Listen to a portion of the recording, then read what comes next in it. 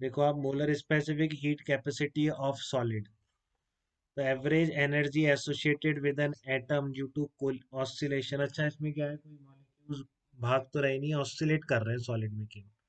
Solid में वो थोड़ी नहीं गैस मॉलिक्यूल्स की तरह इधर उधर भाग नहीं रहे, बस वाइब्रेट कर रहे हैं। ठीक है ना।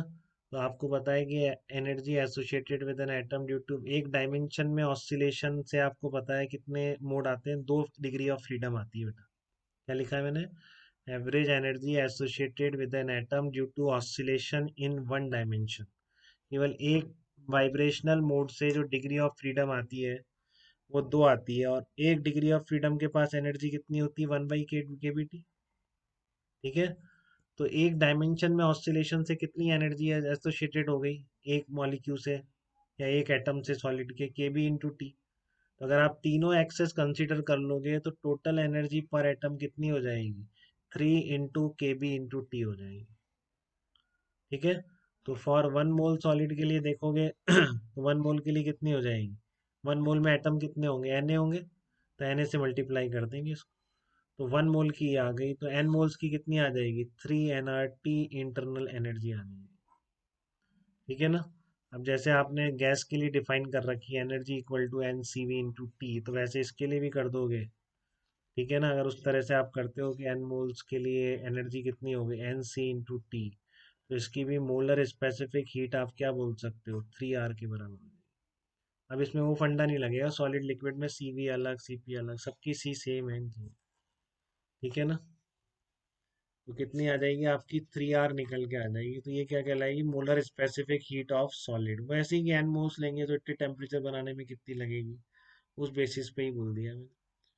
ठीक है। तो एन मोल्स के लिए कितना हो जाएगा आपका? NC/T। और ये आपने निकाला डिग्री ऑफ फ्रीडम का लॉ, अगर सही है, law of equi partition of energy. ठीक है ना। अगर वो सही है तो एक एटम की, सिंगल एटम की डिग्री ऑफ फ्रीडम कितनी हो जाएगी? आप पहले एक सिंगल मॉलिक्यूल की एनर्जी लिख रहे हैं एक मोड से, तो 3 मोड होंगे ऐसे तीनों एक्सिस के अंदर। तो एक मोड से एक मॉलिक्यूल के पास इतनी है, तो 3 से 3 kBt। तो एक मोल के पास कितनी आ जाएगी वो लिखा, और फिर एन मोल्स के लिए लिख दिया, फिर NC/T से कंपेयर कर दिया। तो 3R is called molar specific heat capacity of A solid. ऐसी वाटर की भी निकाल रखी है, देखो बिल्कुल उसके क्लोज आ गई।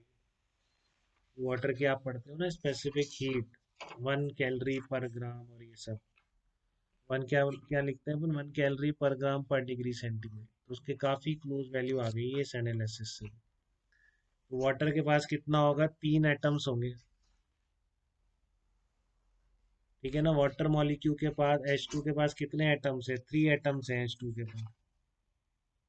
ठीक है ना। H2 के पास कितने एटम्स हैं? 3 एटम्स हैं। और 1 मॉलिक्यूल की कितनी है आपकी? 3 kBt है। 3 kBt बिल्कुल वैसे लिख रहा हूँ जैसे उधर लिखी थी, इसमें भी मॉलिक्यूल ऑस्सिलेट करेंगे, घूमेंगे नहीं। ठीक है ना। तो एक मॉलिक्यूल के पास, एक एटम के पास 3 kBt थी, और इसमें H2 में कितने एटम्स है? 3 एटम्स है।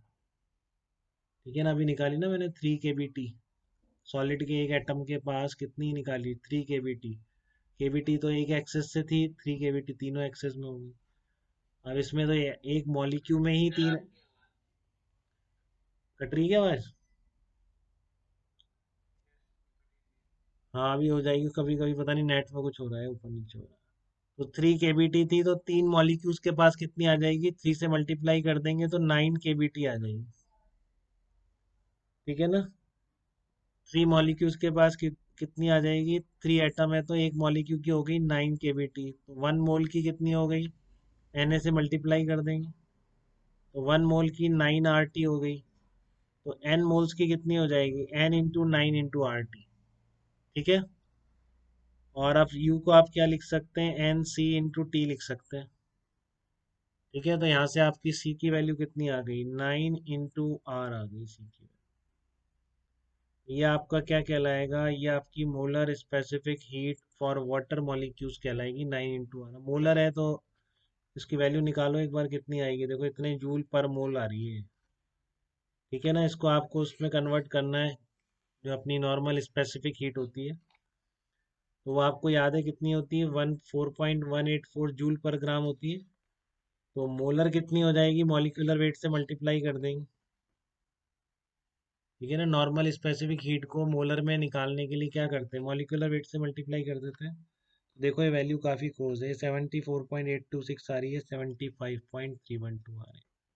ठीक है, तो इस लॉ से जो आपका law of equi partition of energy है, इससे अगर मैं निकालूं मोलर स्पेसिफिक हीट, तो वो काफ़ी क्लोज आती है। तो ये भी आप ध्यान रख सकते हैं, वाटर मॉलिक्यूल की निकल के आ रही है 9 × R, और सॉलिड की निकल के आ रही है 3 × R।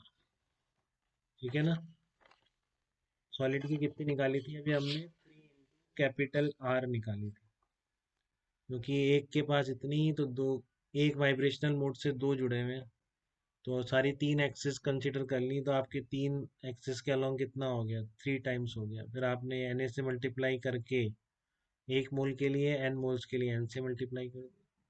ठीक है, ध्यान रखेंगे इन दोनों को बेटा, कभी कोई पूछ ले तो।